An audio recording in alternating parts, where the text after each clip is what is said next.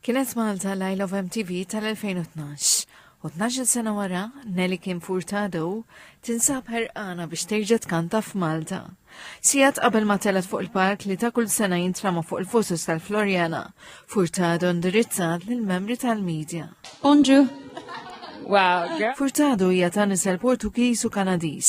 Hija magħrufa li żiet tal-kanzunetti li inkludu I'm Like a Bird, Promiscuous u Man Eater, li kienet interpretat waqt l-I Love MTV fl-2012 ma' rapper Amerikan Florida u Black Eyed Peas.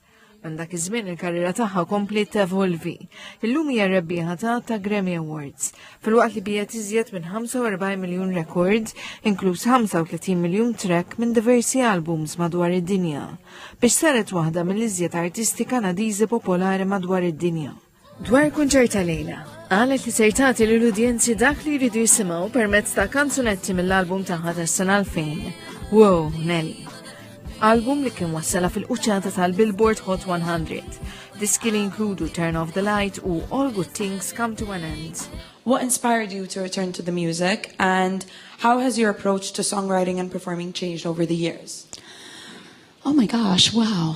Honestly, the DJ community really brought me back to the music business, the DJ community, because the DJs started remixing all of my old music. Kritiċi spiss jikkummentaw fuq il-versatilità mużikali u esperimentazzjoni tagħha ma' diversi ġeneri, inkluż Broken Strings li kienet interpretat ma' James Morrison u l-kanzunetta li għadha kif nidiet b'kollaborazzjoni ma' Bomba Stereo, Corazon.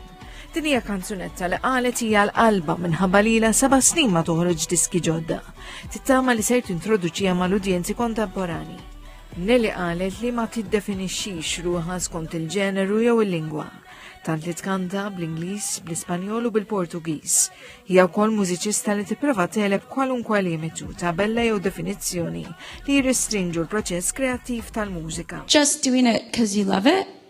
Like I just put out a new song called Corazon, and it's really a fusion. I think it has its own genre, the song. It's got Bomba Stereo, so it's half in Espanol and half in English.